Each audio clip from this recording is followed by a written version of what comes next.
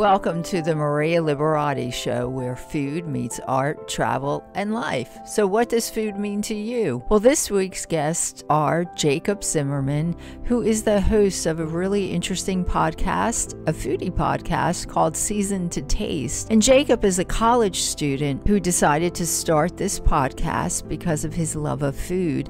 So he's going to tell us not only about his podcast and some food recommendations, but also how to start a podcast if you're a college student and you're looking for something to do. And my second guest is Mark Merriwether Vorderbruggen, PhD. And Mark is a forager, a chemist, an adventurer. And foraging is all the rage. You know, there are so many foods that you can find in your garden to cook with, to eat, and just all natural local things that you can use for your garden, and many of these things have lots of nutrients. They're really healthy for you. So Mark is going to tell us about that, and stay tuned also for my take on the essential tools that any cook needs in their kitchen if you're putting together a new kitchen or you want to restock your kitchen, kind of revamp your kitchen. Here's some ideas on the essential tools you should have in your kitchen. Stay tuned. And for the month of September, just want to remind my listeners, please review our shows in September. Take a snapshot of the review, place it on your social media, hashtag the Maria Liberati Show, and you'll be entered in a giveaway for one of my books from the Basic Art of Italian Cooking book series. And please like and share the episodes. And hey, if you're revamping your kitchen, you know, I'm doing this segment shortly on the essential tools every cook should have in their kitchen. If you're revamping your kitchen or want to show off a beautiful kitchen, take a picture, hashtag it the Maria Liberati Show, and share it on social media. We may select it to be on the new website. We have a new website, the MariaLiberatishow.com. Check it out. So what are the essential tools that every cook needs in their kitchen? You know, your kitchen is a magical place where you can combine ordinary ingredients to make something truly amazing. And when you have the right tools at your disposal, you can get even more out of your kitchen. So some tools are obvious must-haves for any kitchen, while others are a little more specific to the tasks of a dedicated home cook. If you're committed to making culinary masterpieces in your kitchen, there are a few essential pieces that are definitely worth the investment. And you know, I don't like a cluttered kitchen with all these little doodads and gizmos that do everything and anything. I like to just selectively choose the tools that I know can really get many tasks done, and the tools that are tools that I'm really going to use frequently. So what are they? Okay, my first recommendation is a mixer. The first tool that you need to get your kitchen adventures off to the right start is a stand mixer. While a hand mixer, a whisk, and a spoon may be enough to get you through a few small tasks, having a stand mixer can help you to take care of bigger batches much more easily. There are a variety of stand mixers to choose from, but most people tend to prefer either a KitchenAid or a Bosch mixer. Both of these options are great tools for the home cook, but they each have their benefits. One is a really good all-around mixer, while the other is best for bread and other yeasted doughs. In the end, it comes down to personal preference and the kind of baking and cooking that you prefer to do. The second tool is a food processor. I use my food processor for so many things.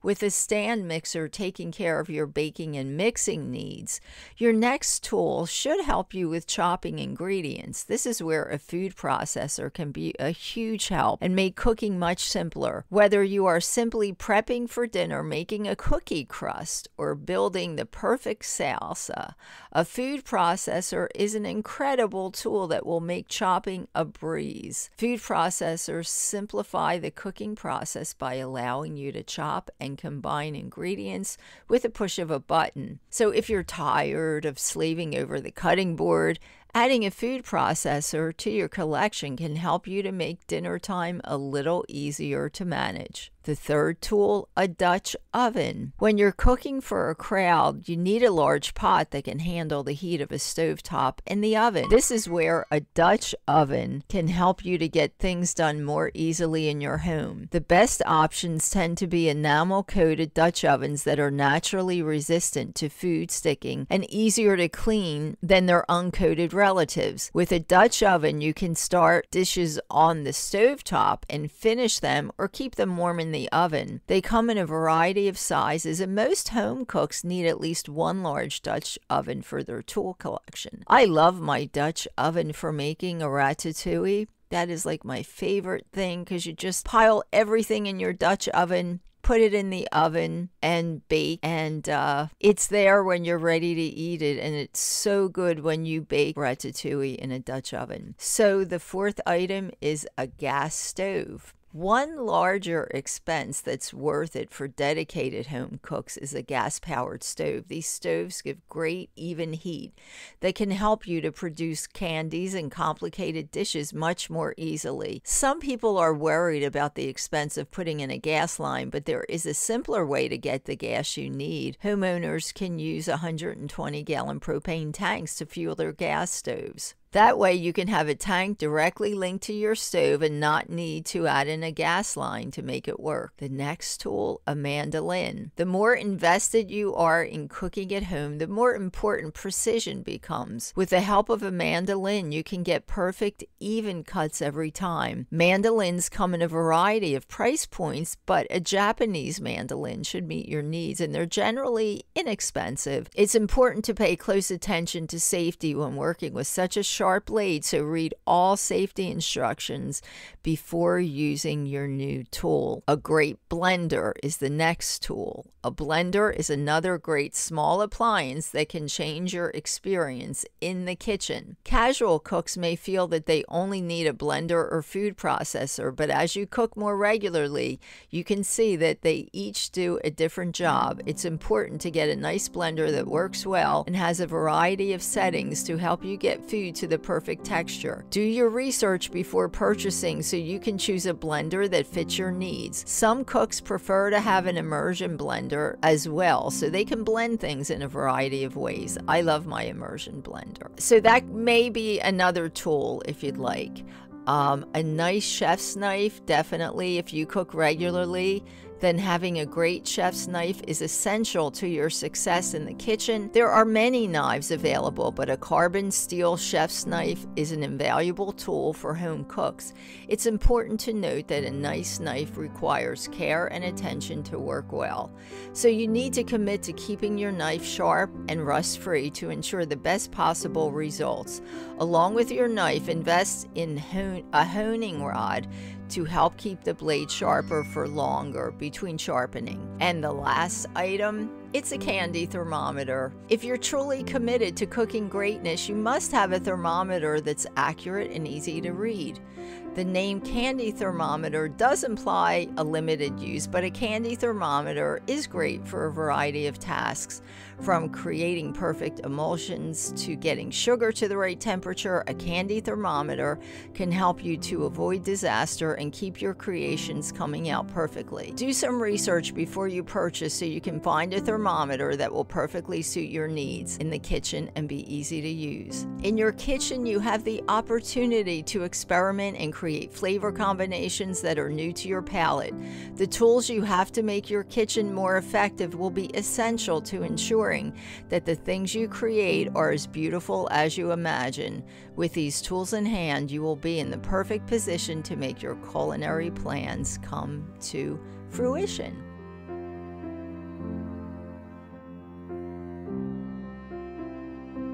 Great, and I want to welcome today my special guest is Jacob Zimmerman, and he's the host of a really interesting podcast, Season to Taste. He's going to tell us all about the podcast, you know, how he got started, and some other interesting things. So, Jacob, welcome. Thanks for being here. Thanks for having me. Really excited. Great. Well, we're excited about having you. So tell us, how did you start the podcast? So, I started just about a year ago, which is exciting. It's coming up on a year here in October. I'm a college student, so just kind of sitting in my dorm last fall and kind of bored, I'll be honest. Kind of got the idea, had a mic lying around. And I was like, well, I would like to start a podcast. People have told me I have the voice for podcasting, and Right. I love food, and having the opportunity to capture some of those memories we all have about food, those like family recipes, things that you just can't really get back, is one of my favorite things to do Yes. on this show. And I've had the opportunity to have a whole bunch of interesting people on, from all sorts of like restaurant owners here in Columbus, to my friends and even some of my family, which has been cool to capture some of those memories with them. Oh, that's great. So I think it's really interesting, and it's great that because I've talked to, during the pandemic and stuff, talked to lots of college students that they didn't know what to do, because like a lot of the classes were canceled. And Yep. and that one thing that I had told, because I do mentor and sometimes have interns, had told, interns, start a podcast, because it's something that on any topic, it's so easy to really to start, and it's something better than just I guess surfing around on the internet or watching Yeah. TV. It's really good, and you can really expand right on one of your favorite things, which you did with food. So do you have any tips? So if there's college students out there that want to or are thinking about starting a podcast, do you have any tips for them or any ideas we could give them to kind of get them moving and get a podcast going? Yeah. First of all, it's just the idea that like you don't need any really special equipment. You just need kind of like, this is a pretty cheap mic I'm using, and there's a lot of services you can use to upload your podcast for free. And so there's tons Yes. of resources out there. You just got to look for them. Definitely spend a lot of time planning it at the beginning. I spent a good amount of time, but I kind of wish I'd spent some more. Right. And you get to know kind of where you want it to go throughout the process. But at the beginning, it was definitely kind of like, well, I don't know where I really want it to go. And so I spent a lot of time kind of, experimenting in that. So I guess my biggest advice is go for it. Find something that you can talk about for hours and hours, because you will need to if you want to keep it going, but it's a ton of fun. Exactly. You're absolutely right. And I think a lot of even students I've talked to don't realize you can research anything online. So any Yeah. topic that you want to find out about, just put that question in your search engine, and you'll have to weed through lots of answers. But if you don't have a clue, just it's really easy to learn things online with all the resources, and there's a lot of free resources out there. But I would Yeah. definitely highly recommend a podcast for a college students that may have an interest rate in any topic. I know we're both into food, but Yeah. any topic at all. I think it probably helps grow, your interest in that topic, because you have to research it more, interview guests on that topic. So it's a really interesting way to supplement, your education.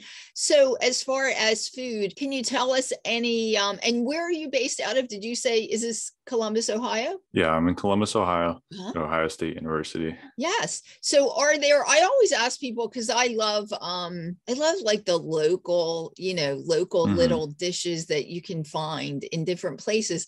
Is there anything like local to Columbus that if people come there, they definitely need to look for it? There's not something as distinct as, so I'm from like Cincinnati area, and Okay. obviously Cincinnati has Cincinnati chili, and that's Okay. like their thing. There's nothing Yes. quite that distinct, I but there's see. a few things that I really like. Uh-huh. There's a place called Buckeye Donuts. Just there's like one or two locations of it. Just this family that makes all the donuts, and it's Wow. fantastic.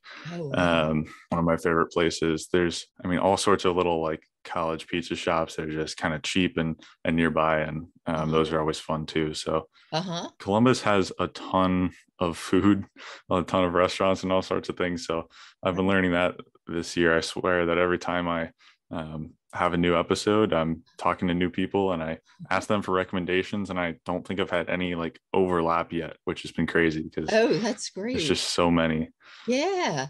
So can you tell, is there any like really interesting, I'm sure all of your interviews are interesting, but is there any that stands out, in your mind? And, let me ask you, so how long have you had the podcast? It's just approaching a year. So I started Oh, in wow. October last year. Wow. So you've gotten really far. So, yeah. So is there any interviews that stick out in your mind? I mean, I feel like every time I do another one, I Uh-huh. enjoy like the newest one the most.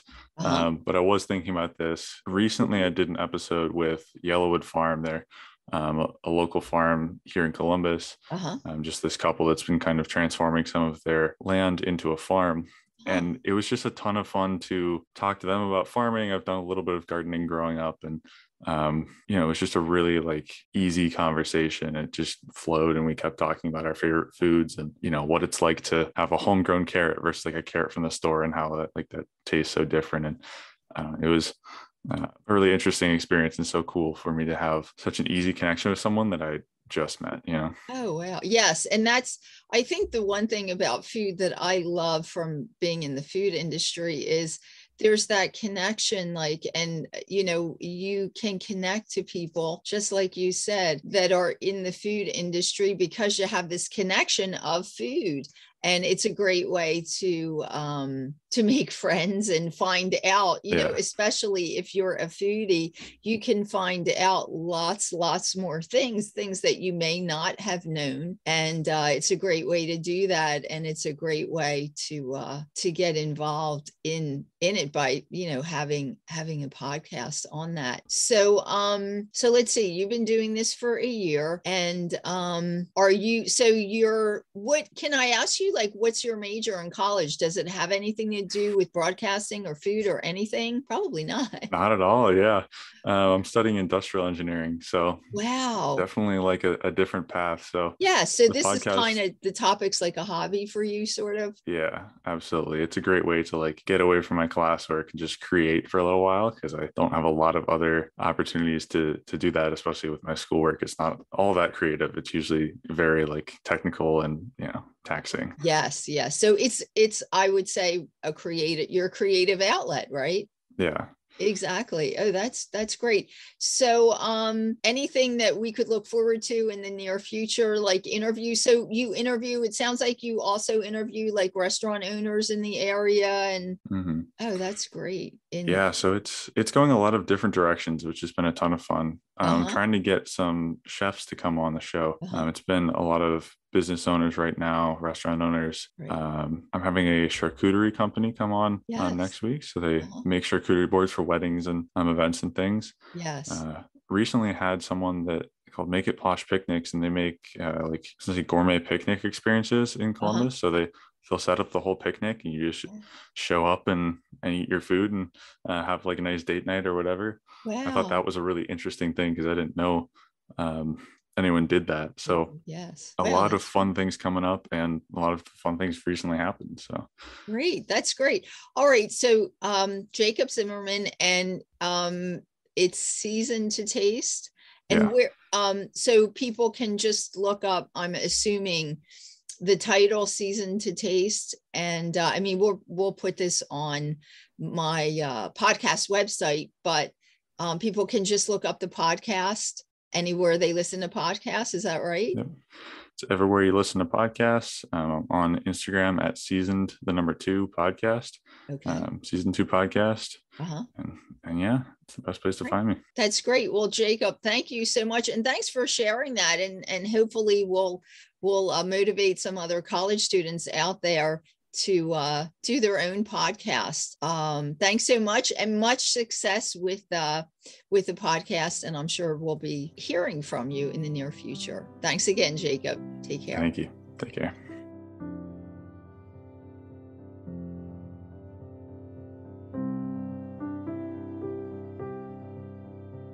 And today we have a special guest, Mark Merriwether Vorderbruggen, and PhD. And Mark is joining us from Houston. So it's nice to visit Houston this way, but I'm not sure it's nice to visit Houston because you just told me what's going to happen there. So what may happen.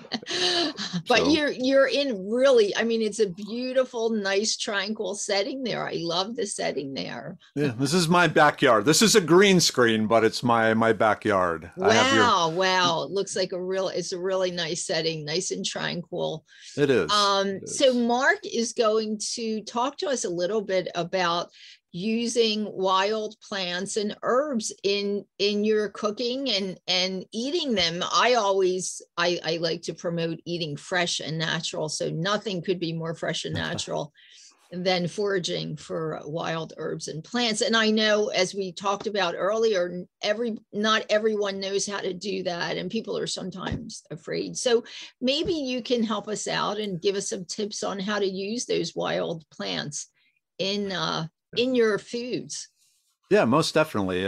Just a little background, if I may. So Yes. I'm actually, somehow I accidentally became an internationally recognized expert on edible and medicinal plants. Wow. I actually started out, it's kind of a weird journey. My plan was to go into pharmaceutical medicine.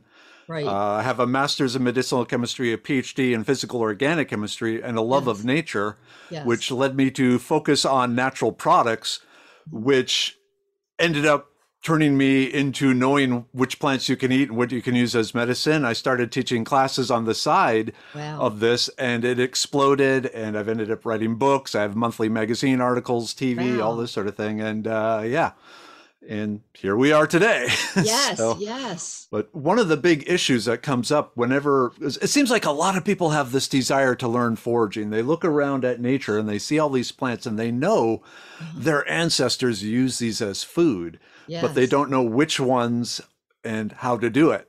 And the Yes. biggest fear is usually, am I going to pick the wrong plant and poison myself? Yes, exactly. And that's where live classes come into play, or even books. I tell people, if you can tell the difference between a peach and a nectarine, you have the skill set necessary to learn foraging. Yes. It's all about just subtle differences. Uh-huh.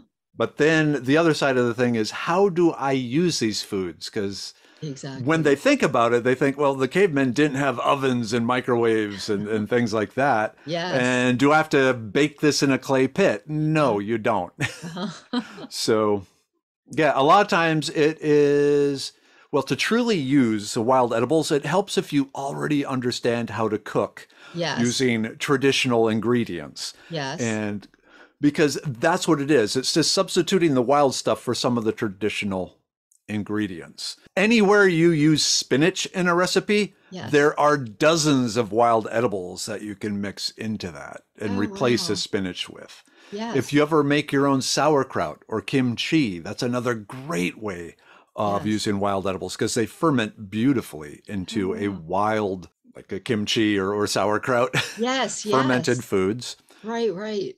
Or another big one is if you've ever done any stuffed grape leaf type sort of thing.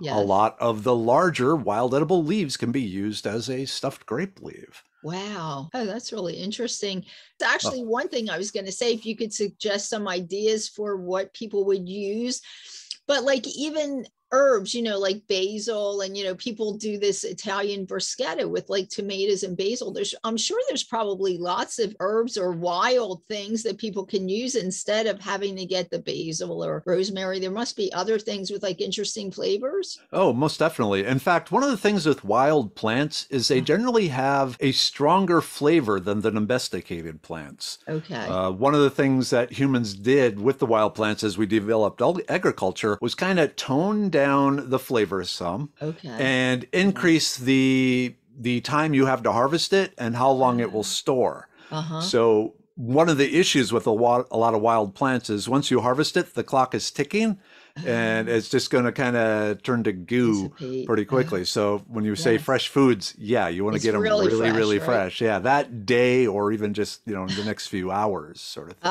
And I was just going to say too, I bet that using these wild, fresh things, within like a day, not more than a day, there's also some have a nutritional value. Would that be correct? Oh, in fact, a lot of them have been found to have higher nutritional values than the domesticated thing.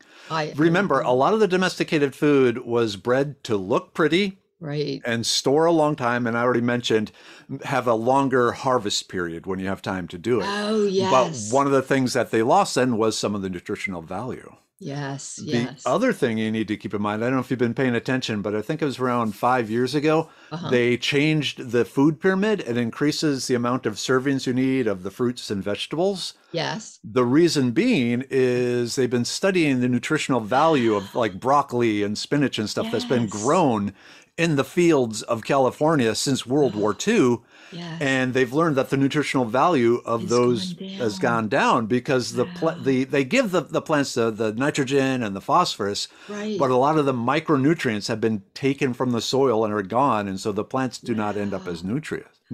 So Wow. that's another one of the benefits of the wild The foods is they wild usually are foods. higher in vitamins and in particular minerals. Yes. Yes. Oh, wow. That's really interesting. Yeah. And that's probably why the domestication of the food, why we have a lot more, people getting all kinds of conditions because they're not getting the correct nutrition. And so is there one or two, maybe could you give us an idea of like one or two particular things that something easy Sure. people could look for that would be a wild something that's growing Yeah. that like for instance dandelion. So my grandfather, he lived in the city, but when he would come to our house, we were more like in the suburbs. He was from Italy. So you can imagine he would always make these dandelion soups and he would go nuts looking for that on our property, looking for dandelions, anywhere he could find. So are dandelions something that? Oh, yes. Dandelions are basically a forage superfood. Yes. They're loaded with vitamins and minerals and also have some protein. So one of the key things, they're absolutely loaded with minerals. If you ever looked at a dandelion, it has a long taproot. How far down do you think that taproot goes on a mature dandelion? I don't know. 12 feet. Oh my goodness. And so, that's why they're kind of hard to pull out, right? Because they're really... usually they'll break off. But one of the things they're doing is every time it rains, the water-soluble minerals in the soil gets leached deeper and deeper into the soil. So the dandelions send their roots down 12 feet, take all those minerals and bring them back up into their leaves. And so the leaves are super, super nutritious from the mineral content. They're also loaded with vitamin A, vitamin C, some of the B vitamins, K, all those sort of things. So using them, it's almost an infinite variety of different ways we can use them. Right. Like soup, right? Oh, soups, he used to do pastas, soup. Curry, pickles. Right. I could just, salads. sauteing them with garlic and olive oil are so good. But one thing I do want to ask you, because you're very knowledgeable you're an expert on this. So I was reading that, because I started finding like co-ops and places that grow dandelion. I do grow some of my stuff, but I haven't started growing that. I was reading that if you have it like say on your lawn or something, you shouldn't be picking that. Am I reading correct? So it depends on what else you've sprayed on your lawn. If you put down a pesticide, an ant killer, something like that, then yes, then you have the problem. Okay. And I don't. So, okay. Perfect, So, but if not, if it's growing in the wild and not touched or whatever, you can use the leaves. Yeah, I know it's the leaves, the flower, and the root. They're all good. And even the stems. Even the flower? Oh, yeah. Oh, yeah. Oh, the flowers are awesome. So the yellow flower. Right. Now, if you've looked at the yellow flower, it has the green calyx around the base. Yes. So if you are going to make a tea or a jelly from it, you want to peel that green color off because that's very bitter. You only want the yellow petals. Okay. But if you're going to make a wine out of it, like dandelion wine, then you do include some of the calyx in it because that makes a more complex flavor to the wine. Okay. And I'm assuming from what I've heard, they make these bitters. So maybe that's got like the bitters can be good for digestion, I guess. Most definitely. Yeah. It stimulates the gallbladder to produce more stomach bile. Exactly. Wow. Yeah. So that dandelions would be the one thing that I could think of that I know of that's like a one that, you kind of forage for. So can you tell me, is there any other like an easy something people can look for? Another really good common one found all across North America and a lot of Europe is called lamb's quarter. also Okay. known as goosefoot, also Okay. known as wild spinach. Ah, This is a summertime plant. It's yes. in the kind of the same family as the kiwa stuff, the seeds. So you can use the Yeah. seeds from it, Uh-huh. but you can also use the leaves as a spinach substitute. It's a very distinctive plant. It Mm-hmm. has a central stalk that goes straight up. Yes. Then it has branches coming off kind of like a Christmas tree. Yes. Where the branch comes off the main stalk, there'll be a purple stain there. Okay. That's one of the identifying characteristics, is that Mhm. purple stain in the joint between the branch and the stem. Yes. And then the leaves are kind of shaped, diamond shaped. And that's Mm-hmm. where they get their name, the goosefoot, because it kind of looks like the foot of a Oh, goose. goosefoot. Yes. Yeah. It has a very musky odor. So if Uh-huh. you've seen the diamond shaped leaves Yes. and the purple stain at the joints, and you crush some of the leaves between your hands, it smells musky. Uh-huh. But once you cook it, that musk goes away, and it's really, really delicious. Wow, that does And like I sound said, great. That anywhere sounds you use spinach, you can put this in there. well, and I think I've seen that in my garden, and I just kind of didn't know what it was, so I took it out. But there you go. Very That's a good likely, yeah. idea. And I just want to say to my listeners, please, be careful, and you might want to go to a online. Well, I guess so you have a So, website. Tell us your website. Okay, I have two websites. My Yes. main one now is medicinemanplantco.com, because along with the foraging side, I mentioned I'm an expert in medicinal plants from a scientific point of view. Uh-huh. And so from my training in that, from the science and the traditional herbalist, I've released a line of ancient plant remedies. So Yes. ancient plants for modern lifestyle issues. Yes. Also a whole bunch of other caveman lifestyle type things. And then on the Okay. plant identification side, there is the foragingtexas.com website. Yes. Don't let the word Texas fool you, Okay. because most of those plants are found all across North America. It's Okay. just the time of year that changes. That changes. Well, that is really interesting. So, and I know you also said you have some medicinal herbs and products that you're putting together. Correct? Yes, yes. So For right now I different- have 8 ones out. Yeah. So I Wow. have one for the immune system, the brain, the liver, kidney stones, uric acid, aka gout, libido, because hey, Yes. and serenity.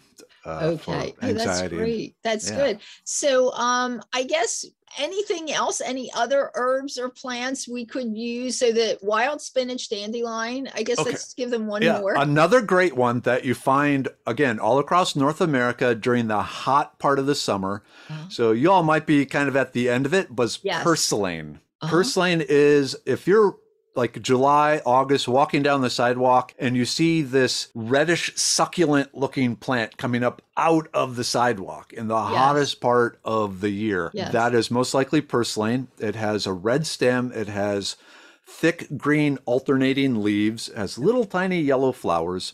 Okay. And it is, well, it's very tasty. It tastes like a salted celery sort of flavor. How about But that?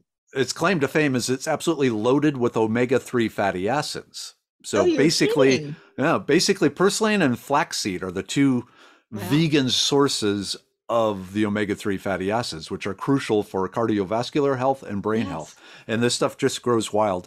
Now, occasionally you can go into like Trader Joe's or Whole Foods and they'll be selling it for like, $8 a pound. Probably. But yes. once you know what it looks like, What you it will looks see like. it everywhere. Yes. And it's good raw. It's good chopped up and used wherever you would use celery, like in a dressing or a stir fry or chop suey, if you want to go that route. Right. It pickles really well. The stems pickle really well, using like a pickled okra recipe. Yes. Chopped up and mixed into salsa, chopped up and mixed into curry. Oh, curries are a great way of using wild edibles. Just Sunday night is curry night at our house, and it's whatever I happen to gather up, throw in it. So that's great. That's very, great. very I delicious. mean, I love these ideas because it's all healthy and again, eating natural, healthy. And it's things you can just go out and gather once you know what to do. Yeah. And it may be great to try to purchase the actual things first. If you can find a place, see what it looks like you said first, know what it looks like, so that when you go out, you know exactly what you're doing. Yeah. Well, that's great. Thanks so much, Merriwether, for being here. Thank you. And hopefully maybe we'll have you back as we get more into winter. Maybe we can talk about things for winter. Most definitely. We'll definitely have you back. So good luck with, hopefully you do good with the weather today. I know Houston is expecting some storms and things. Yeah, Tropical Storm Nicholas, perhaps category 1 Hurricane Nicholas. It's right on the borderline. So. Oh, wow. It's not our first. No, I know it's not. Great. Well, thank you so much for being here, and I'm sure we'll see you again. Thanks. Thank you. Take care. Thanks for listening to the Maria Liberati Show, where food meets art, travel, and life.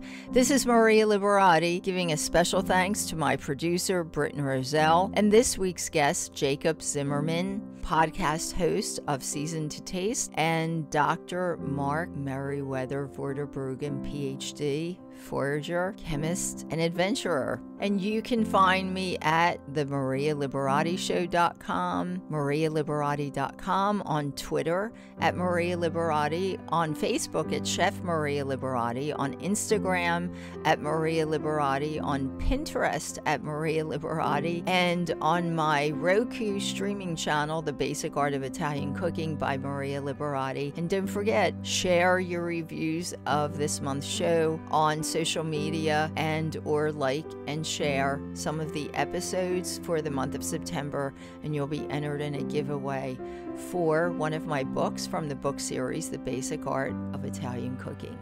Until next week, peace, love, and pasta.